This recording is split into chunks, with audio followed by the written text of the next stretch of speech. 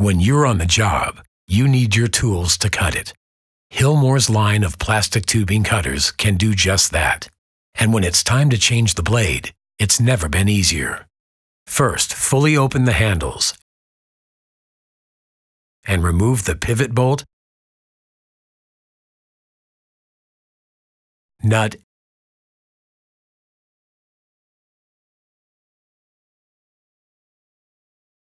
and wave washers.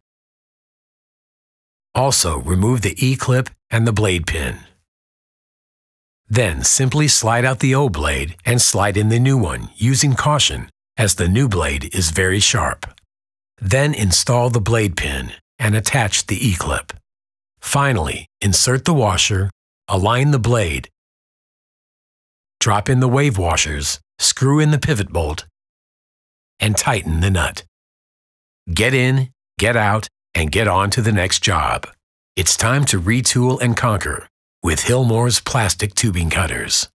Contact Hilmor Technical Services for additional product information at 1-800-642-0010.